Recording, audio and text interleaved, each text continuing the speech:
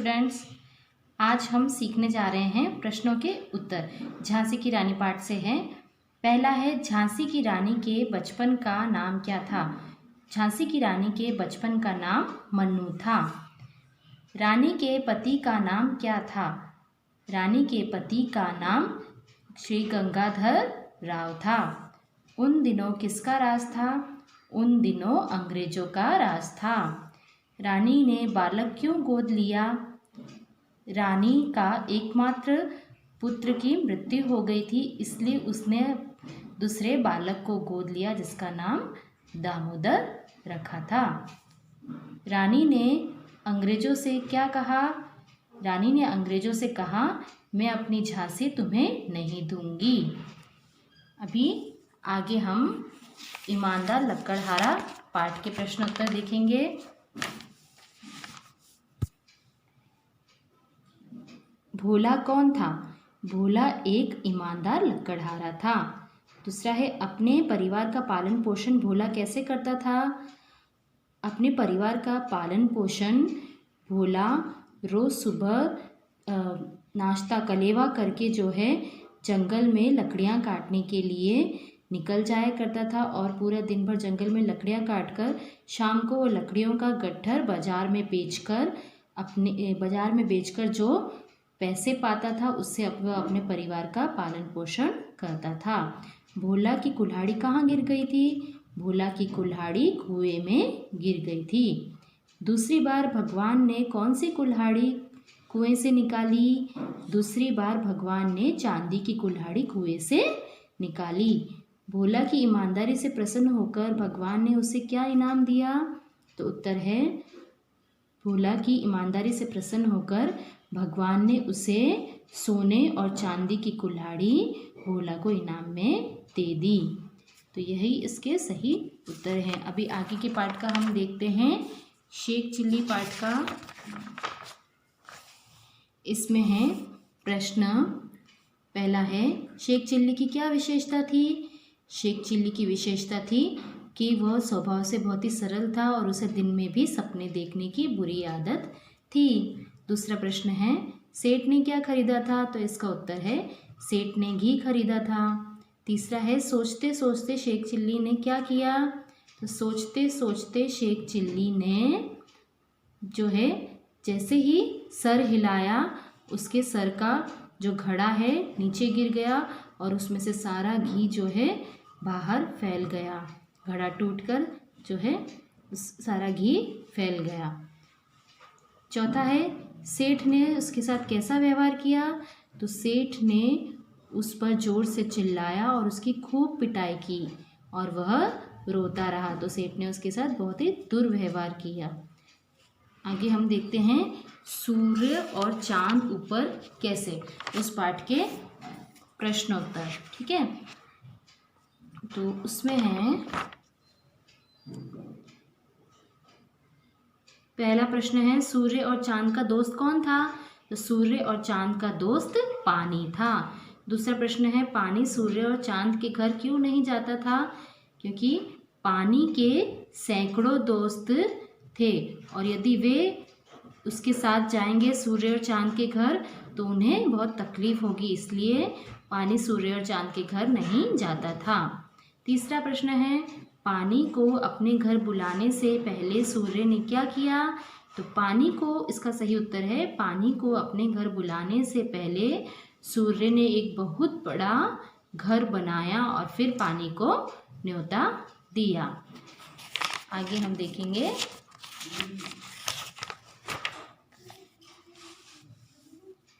चौथा प्रश्न है, पानी किन किन को साथ लेकर आ गया? तो पानी जो है तरह तरह की मछलियों और अपने जो है विभिन्न जंतुओं को जो है साथ में लेकर गया। पानी के जो जीवों को साथ में लेकर गया। पांचवा प्रश्न है, सूर्य और चांद कहाँ भाग गए?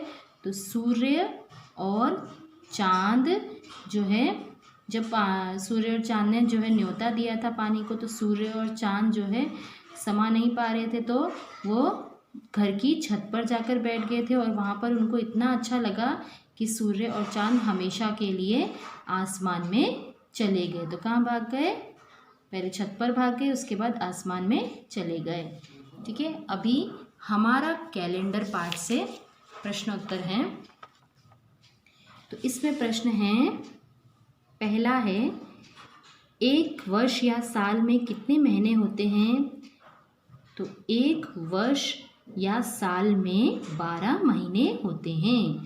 पूरे वाक्य में हमको उत्तर देना है। एक वर्ष में कितने दिन होते हैं? एक वर्ष में 365 दिन होते हैं। तीसरा प्रश्न है, एक वर्ष में कितने मौसम होते हैं? तो इसका सही उत्तर है, एक वर्ष में 3 मौसम होते हैं, सर्दी, गर्मी और बरसात। तीनों मौसम के नाम भी लिखने हैं। ठीक है, छोटा सा उत्तर है। चौथा है, अगस्त माह में कितने दिन होते हैं? अगस्त माह में 31 दिन होते हैं। ठीक है, आप शब्दों में भी लिख सकते हो और अंकों में भी लिख सकते हो, 31। ठीक है। पांचवा है, सन 2016 की फरवरी में कितने दिन होंगे?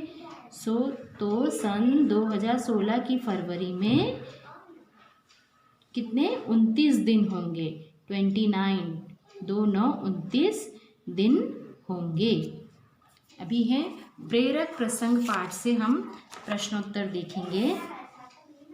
तो पहला प्रश्न है, बालक मोहन ने माँ से क्या वादा किया था? बालक मोहन ने माँ से सदा सच बोलने का वादा किया था। दूसरा है, ईश्वरचंद्र विद्यासागर जी ने यहाँ के यहाँ कौन आने वाला था? तो इसका उत्तर है, ईश्वरचंद्र विद्यासागर जी के यहाँ एक अंग्रेज जो है अफसर आने वाला था, है ना। तीसरा प्रश्न है, अफसर ने शर्मिंदा होकर क्या किया? तो अफसर ने शर्मिंदा होकर जो है ईश्वरचंद्र विद्यासागर जी से माफ़ी मांगी। चौथा प्रश्न है, किनारे पर बैठे व्यक्ति को साधु ने क्या जवाब दिया?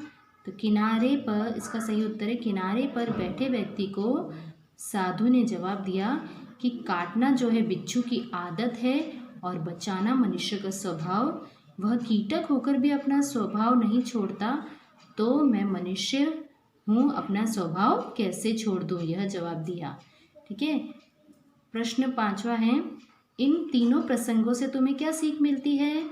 तो इसका उत्तर है कि इन तीनों प्रसंगों से हमें आदर्शों का पालन करके सामान्य व्यक्ति भी महान बन सकता है, यह सीख मिलती है।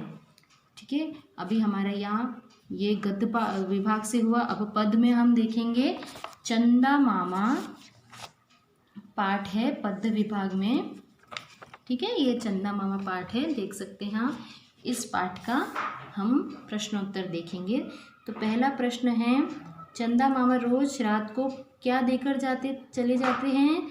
चंदा, इसका उत्तर है, चंदा मामा रोज रात को दूध से भरा कटोरा देकर चले जाते हैं।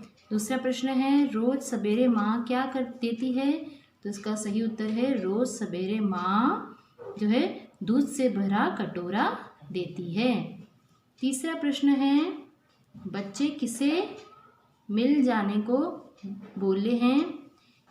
किसे मिल जाने को बोले हैं?